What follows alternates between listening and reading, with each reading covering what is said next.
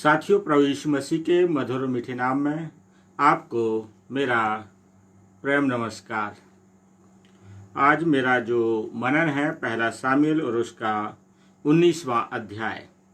जब आप इस 19वें अध्याय को पढ़ेंगे तो आपको कुछ बातें मिलेंगी, और जैसा कि शीर्षक दिया गया है, शाऊल का दाऊद पर प्राण घातक आक्रमण। अर्थात आप शाऊल किस रीति से, किस योजना से, किस प्लानिंग के साथ दाऊद को घात करना चाहता है, उसको मारना चाहता है, वो घटना आप यहाँ पर देखेंगे। पर ये घटना पहली घटना नहीं रहेगी। शाऊल ने दाऊद को मारने के लिए पहले भी कई प्रयास किए, लेकिन दाऊद के साथ परमेश्वर था और परमेश्वर दाऊद को बचाता जा रहा था। अब यहाँ पर शाऊल अभी तक क्या था, उसके मन में योजना थी दाऊद को मारना, और उस योजना के अनुसार उसने अपना प्रहार किए। लेकिन अब उसके अंदर की जो जलजलाहट, अंदर की ईर्ष्या, द्वेष भावना, छल कपट इतना अधिक भर गया है कि जो उसके अंदर है कि मैं दाऊद को मारूंगा, वो झलकने लगा है। जब आप 19 अध्याय का पहला पद पढ़ेंगे तो आपको देखने को मिलेगा। क्या मिलेगा? शाऊल ने अपने पुत्र योनातान और अपने सब कर्मचारियों से दाऊद को मार डालने की चर्चा की। अभी तक शाऊल के अपने प्रयास थे, लेकिन शाऊल अब अपनी इस षड्यंत्र में योनातान को शामिल कर रहा है और अपने सब कर्मचारियों को शामिल कर रहा है। कहीं ना कहीं शाऊल इस बात को समझ गया, मैं अकेला दाऊद का सामना नहीं कर सकता। इसलिए दाऊद को मारने के लिए उसने अपने पुत्र योनातान को शामिल करना चाहा, और उसने अपने कर्मचारियों को शामिल करना चाहा। लेकिन योनातान दाऊद को ऐसे प्रीति रखता था जैसे कोई अपने प्राणों की और हृदय की और मन की प्रीति रखता है। अर्थात योनातान दाऊद को बहुत चाहता था, जिसे हमने पिछले अध्याय में अपने प्राण के समान प्यार करता था। 18वें अध्याय में हमने देखा था।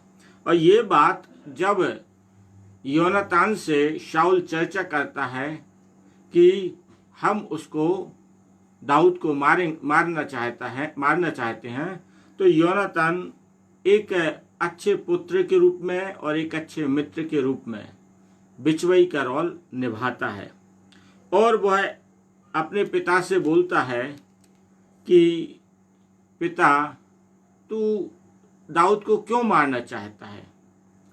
और जो दाऊद है उसने तो हमारी रक्षा की है, उसने तो तेरे राज्य को बचाया है, उसके कारण से हमारे प्राण बचे हैं। तो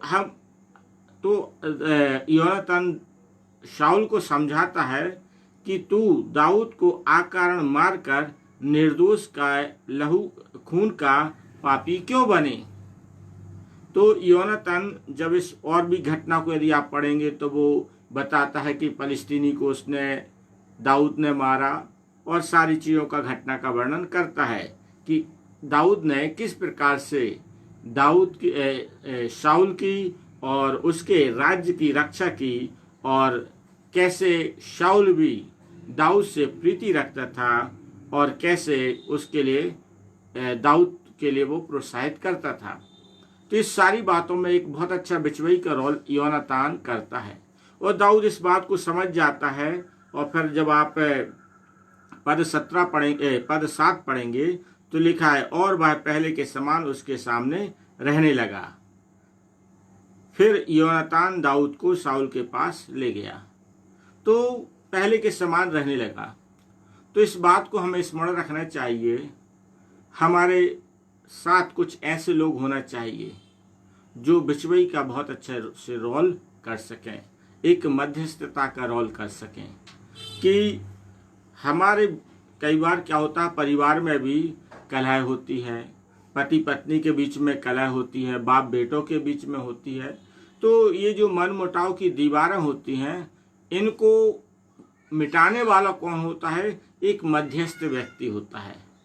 तो मध्यस्थ व्यक्ति जो दोनों पक्ष की ओर से क्या करता है, इस रास्ते पर ले आता है कि जो दोनों लोग एक दूसरे से सहमत हो जाएं और मिलजुल कर रहें। यदि हम देखें,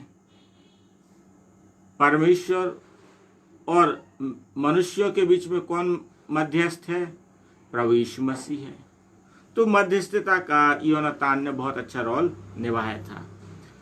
और जब 8वें पद में आप पाएंगे तो दाऊद फिर पलिश्तियों से लड़ता है और पलिश्तियों को मारता है और इस प्रकार से इसराइल का राज्य का विस्तार करता है और इसराइलियों की रक्षा करता है।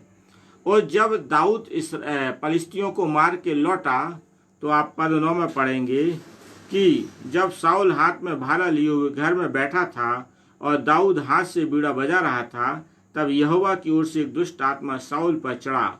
शाऊल ने चाहा कि दाऊद को ऐसा मारे कि भाला उसे भेदते हुए भीत में धंस जाए, परंतु दाऊद शाऊल के सामने से हट गया। यहाँ पर शाऊल के अंदर जो कड़वाहट है वो गई नहीं है। और जैसे ही दाऊद पलिश्तीनियों को हराकर उनको मारकर लौटता है तो क्या देखते हैं? शाऊल हाथ में भाला लिया था और शाऊल में क्या है, परमेश्वर की ओर से एक दुष्ट आत्मा भेजी जाती थी। और जो दुष्ट आत्मा कैसे भगती थी? दाऊद जब बीड़ा बजाता था तो जो शाऊल में जो दुष्ट आत्मा परेशान करती है, उसके जीवन को कष्ट में डालती है, उसको भगाने का काम दाऊद करता है। और शाऊल क्या कर रहा है? उसी को जो उसकी भलाई कर रहा है, जो उसके लिए बीड़ा बजा रहा है कि दुष्ट आत्मा उसमें से निकले, और शाऊल उसको क्या करना चाहता है? मारना चाहता है। तो यहाँ पर आप देखते हैं कि उसने मारने का प्रयास किया। और ये केवल पहला नहीं है, इसके पहले भी अध्याय में हम पढ़ेंगे शाऊल ने दाऊद को मारने का प्रयास किया, जबकि शाऊल परमेश्वर का अभिषिक्त था, परंतु परमेश्वर की आत्मा परमेश्वर की आज्ञा न मानने के कारण से उठ गया था और अब दुष्ट आत्मा सता रही है। याद रखिए, यही घटना हमारे जीवन में होती है। जब परमेश्वर की आत्मा हमारे जीवन से उठ जाती है तो फिर दुष्ट आत्मा ही आती है। तो याद रखिए, परमेश्वर के वचन के अनुसार चलते रहें ताकि परमेश्वर का आत्मा आप पर बैठा रहे, आप पर बैठा रहे, आप में ठहरा रहे और बल से उतरता रहे। फिर इसके बाद 11वें पद से देखते हैं कि शाऊल से फिर भी नहीं रहा गया। तो शाऊल ने क्या किया? दूत को दाऊद के घर भेजा।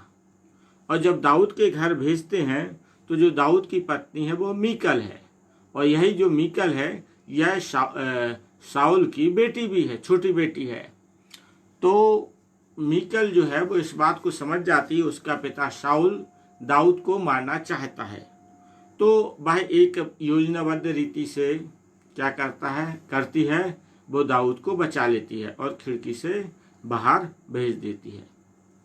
और शाऊल ने अपने दूत भेजा था तो देखा कि बीमार है। फिर दूत वापस गए तो बोले उसको खाट सहित लेके आ जाओ। शाऊल को एक बहुत कड़वाहट भरी थी। कड़वाहट किस बात की भरी थी? इस्राएल की महिलाओं ने, स्त्रियों ने क्या गीत गाया था? शाऊल ने तो 1000 को मारा पर दाऊद ने लाखों को मारा। बस इस बात को लेकर उसमें कड़वाहट बहुत भर गई थी। तो जैसे तैसे दाऊद बचता है, और जब दाऊद बचता है और बचाने का श्रेय किससे जाता है? यहाँ पर मीकल को, उसकी स्त्री बचाती है। तो घर में महिलाओं का बहुत बड़ा रोल होता है। एक पत्नी अपने पति के प्राणों को बचा भी सकती है और एक पत्नी अपने पति के लिए घात भी करा सकती। एक स्त्री, भारत में कहा जाता है, किसी की उन्नति में किसी न किसी महिला का हाथ होता है। यदि पतन की बात कहें तो पतन में भी किसी न किसी महिला का हाथ होता है। तो यहाँ पर जो मीकल है अपने पति दाऊद के प्राण बचाने वाली ठहरती है। शाऊल से फिर भी नहीं रहा जाता है। शाऊल मीकल से जो कहता है बुरा भला, उसके बाद अब शाऊल फिर क्या करता है, दाऊद को पकड़ने के लिए, क्योंकि दाऊद जो भागकर शामूएल के पास पहुंच गया, रामाह में पहुंच गया, और जब वो रामाह में पहुंच गया, शामूएल के लिए जो नबी है सारी घटना को बताए क्या क्या हुआ है।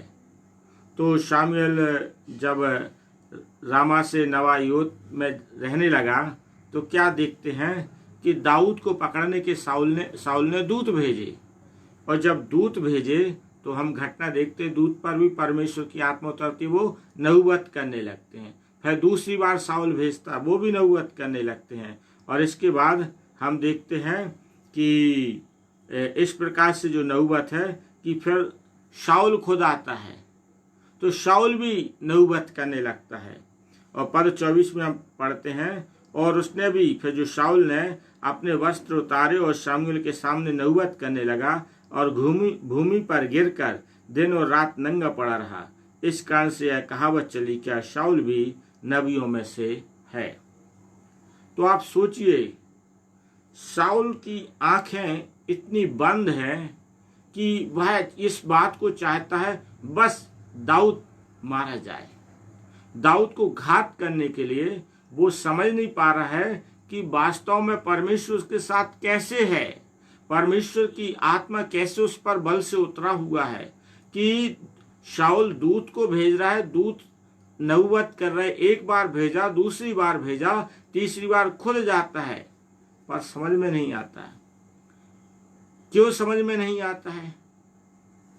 सिंपल सरल बात यह है, जब आप किसी के विरोध में इतनी घृणा से भर जाएं, इतनी उससे ईर्ष्या करने लगें, द्वेष करने लगें, क्रोध करने लगें, और उसे आप देखना पसंद नहीं करें, तो उस क्रोध में, उस जलजलाहट में, उस ईर्ष्या में आप अपने होश व हवास खो देते हैं। बस एक ही टारगेट बना है कि मुझे शाऊल को कि दाऊद को मारना है। शाऊल केवल चाहता दाऊद मारा जाए, जबकि परमेश्वर दाऊद के लिए कई बार बचाते आ रहा है, और दाऊद को परमेश्वर मौका दे रहा कि वो शाऊल को घात कर सकता है, पर दाऊद घात करने का प्लान नहीं बनाया, कभी नहीं सोचते। तो याद रखिए, आप किसी के प्रति इतनी घृणा से मत भर जाइए कि जब वो आपके हाथ से बचता जाए, और आपके हाथ से बचता जाएगा तो आप और जलजलाहट से भर जाएं। तो किसी के विरोध में इतना मत जाइए कि आप परमेश्वर की सामर्थ्य को ना देख सकें, परमेश्वर के आश्चर्य कर्म को ना देख सकें, उसके अनुग्रह को ना देख सकें, उसकी उपस्थिति को ना देख सकें। तो कभी भी किसी के विरोध में इतना भयानक विरोध में नहीं जाना जैसे शाऊल दाऊद के विरोध में गया। क्योंकि जब हम किसी के पीछे पड़ जाते हैं, किसी के विरुद्ध में पड़ जाते, तो जो सामर्थ उसको बचा रही है वो हम नहीं देख पाते। जो सामर्थ दाऊद के संग है, जो परमेश्वर की उपस्थिति है, शाऊल नहीं समझ पाया। और हम देखते हैं नहीं समझ पाता है तो बस नबूवत करने लगता है और भूमि पर दिन रात नंगा पड़ा रहता है। होश व हवास, नबूवत करने वाली आत्मा उतरी है, परंतु इस व्यक्ति में होश नहीं है। कारण ये तो क्रोध से भरा था। तो इस चीज को हमें समझना है। जीवन में कभी भी किसी के पीछे ऐसा ना पड़े कि जिसके कारण से आप परमेश्वर की सामर्थ्य को ना देख सकें, उसके आश्चर्य कर्म को ना देख सकें। परमेश्वर सबको मौका देता है बढ़ने का। यदि दाऊद बढ़ना चाहता है तो शाऊल रोक रहा है, तो क्या रोक पाया? नहीं रोक पाएगा। जिसे परमेश्वर बढ़ाना चाहे, जिसकी उन्नति परमेश्वर कराना चाहे, जिसका विकास परमेश्वर कराना चाहे, जिसके लिए परमेश्वर दान वरदान देना चाहे, जिसके लिए परमेश्वर राज्य देना चाहे, जिसके लिए सब कुछ परमेश्वर देना चाहे, तो कोई रोक सकता? नहीं रोक सकता।